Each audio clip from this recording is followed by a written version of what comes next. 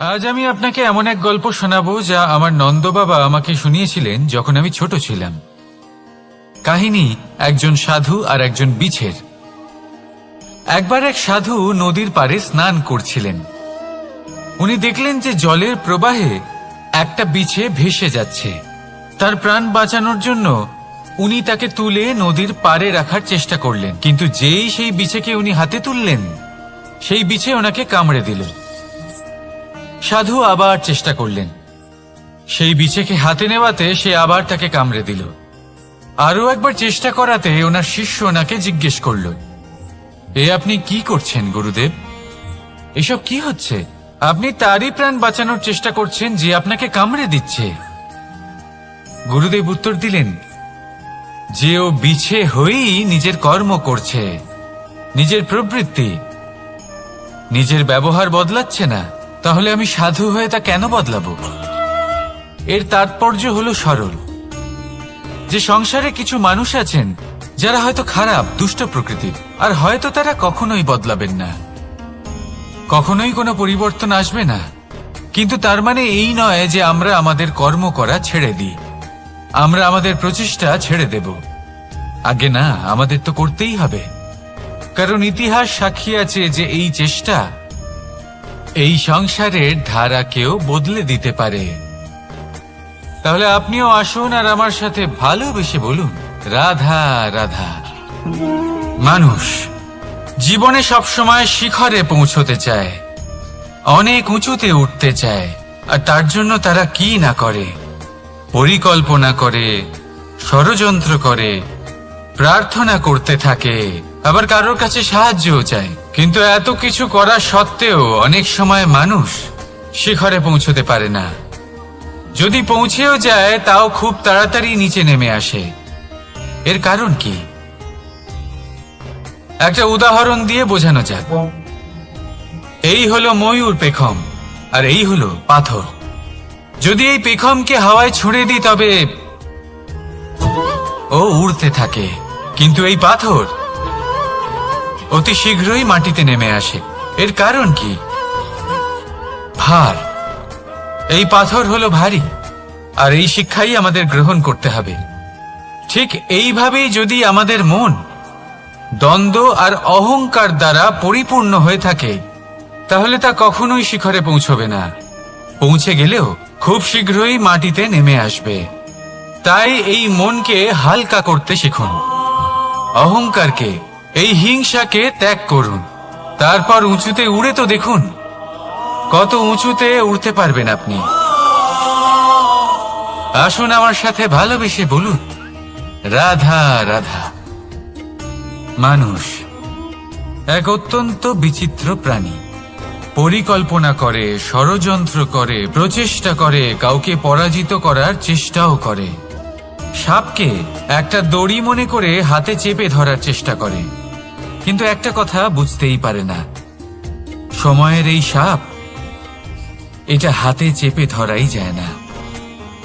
আর আপনি যা করবেন তা আবার ফিরে আসবে আপনারই সামনে। দেখুন, এতে কিছুই যায় আসে না যে আপনি কুম্ভকারের পুত্র নাকি কৃষ্ণের পুত্র। যদি আপনি অনুচিত কর্ম করেন তাহলে আপনার সাথেও অনুচিতই হবে। অশুভ কর্ম করলে আপনার সাথেও অশুভই হবে। কুরু বংশ অত্যন্ত মহান বংশ ছিল। এই কুরু বংশ কি হলো তার সাথে? একটা গোটা বংশ বয়ে গেল, কারণ ওনাদের উদ্দেশ্য অশুভ ছিল। অন্যদিকে 5 জন বনবাসী পাণ্ডব মহাভারত বিজয়ী হলেন, কারণ তাদের উদ্দেশ্য শুভ ছিল। তাই মনে রাখবেন, শুভ অগ্নি প্রজ্বলিত করবেন, শুভ তাপ সঞ্চার হবে। অশুভ অগ্নি প্রজ্বলিত করবেন, নরকেই জ্বলতে হবে। তাহলে আসুন আর আমার সাথে ভালোবেসে বলুন, রাধা রাধা। মানুষ জীবনে সবসময় সুখ পেতে চান, কিন্তু এই সুখ, এটা আসলে কি? এই সুখের আসল রূপ কি? আমি বলি, সুখের আসলে 2টি রূপ হয়, বাহ্যিক সুখ, আত্মিক সুখ। আর এটা ঠিক তেমনই হয় যেরকম আমাদের শরীরের সাথে জড়িত ছায়া আর আমাদের শরীরের মধ্যে বসবাসকারী আত্মার। যদি ছায়ার কথা ভেবে দেখেন তাহলে বুঝতে পারবেন আমাদের শোবার সময় ভোরবেলা এই ছায়া অনেক বড় হয়ে যায়। যখন এই সূর্য মাথার উপরে চলে আসে তার তাপ বেড়ে যায়, তখন এই ছায়া ছোট হয়ে যায়। আর যেই অন্ধকার নেমে আসে এই ছায়া আপনার সঙ্গ ত্যাগ করে। এরকমই হয় বাহ্যিক সুখ। আর এবার কথা বলি আমাদের শরীরের মধ্যে বসবাসকারী এই আত্মা। এই আত্মা কখনো আমাদের সঙ্গ ত্যাগ করে না, সব সময় আমাদের সাথে জড়িয়ে থাকে। এরকমই হয় আত্মিক সুখ, যা সব সময় আমাদের সাথে থাকে। আত্মিক সুখ কারোর সেবা করে, আত্মিক সুখ কাউকে সাহায্য করে, আত্মিক সুখ প্রেম বোধের, যা কখনো আমাদের সঙ্গ ত্যাগ করে না। সেখানে বাহ্যিক সুখ, যতক্ষণ আপনি সম্পন্ন কিছু মানুষ এবং সুবিধার সাথে আছে, এই বাহ্যিক সুখ আপনার সাথে থাকবে। সম্পন্নতা চলে গেলে, মানুষজন চলে গেলে, সুখ সুবিধা চলে গেলে বাহ্যিক সুখও চলে যায়। তাহলে এই আত্মিক সুখ খুঁজে নিন এবং সেই সুখের সাথেই বলুন রাধা রাধা। আপনি কখনো কোনো সাধারণ পাখি দেখেছেন? যেমন বাবুই। সে কি করে? সে কোনো গাছের ডালে নিজের বাসা বানায়। এবার সেইখানে বাসা বানানো সহজ ব্যাপার, কারণ সামগ্রী আশেপাশেই পাওয়া যায়। কিন্তু সমস্যা হলো আক্রমণ। কোনো সাপ বা অন্য কোনো পশু ওর বাসাতে ওর সন্তানদের উপর না আক্রমণ করে বসে, এই ভয়ে তার সব সময় থাকে। আর এটা সব থেকে কঠিন ব্যাপার এদের জন্য, নিজের বাসায় নিজের সন্তানদের সুরক্ষা। আর বাজ পাখি, যদি আমরা বাজের কথা বলি তাহলে তারা কি করে? বাজ পাখি কোনো উঁচু পাহাড়ের শিখরে, কোনো পাথরের খাঁজে নিজের বাসা তৈরি করে। এবার ওখানে বাসা বানানো একেবারেই সহজ ব্যাপার নয়, কারণ সামগ্রী আশেপাশে পাওয়া যায় না, দূর থেকে নিয়ে আসতে হয়।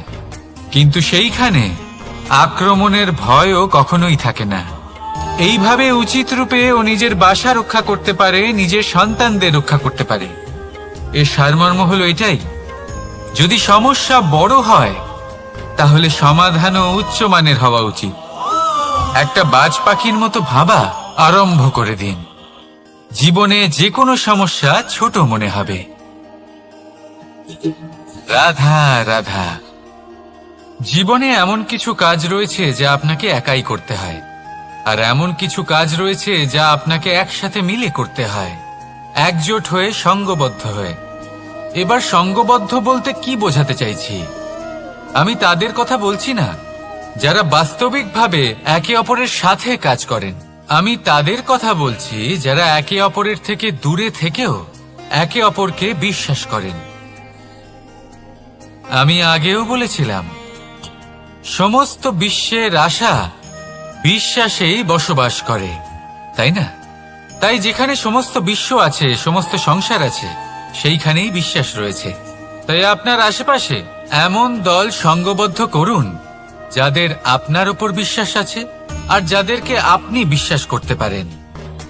তাহলে আসুন আর আমার সাথে ভালোবেসে বলুন রাধা রাধা। আমরা যে মানুষকে চাই, যাকে আমরা ভালোবাসি, তাকে একটা উপহার অবশ্যই দিতে চাই।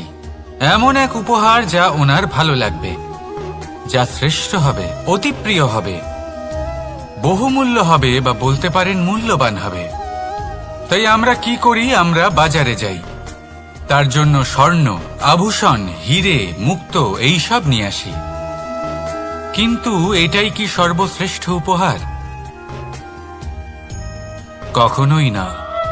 সর্বশ্রেষ্ঠ উপহার হলো স্বাধীনতা, তাকে নিজের মনের মতো বাঁচার স্বাধীনতা। যদি আপনি কাউকে স্বাধীনতা না দিতে পারেন, তাহলে সে কোথাও না কোথাও বন্দী হয়ে যায়, তার বিকাশ কোথাও না কোথাও আটকে যায়। কিন্তু যদি আপনি কাউকে স্বাধীনতা দিতে পারেন, তাহলে আপনি দেখবেন ও সমস্ত সংসারকে, এই জীবনকে নিজের দৃষ্টিভঙ্গি দিয়ে দেখবে, বুঝবে যে কোনটা হলো উচিত আর কোনটা হলো অনুচিত। আর এটাই হলো সর্বশ্রেষ্ঠ।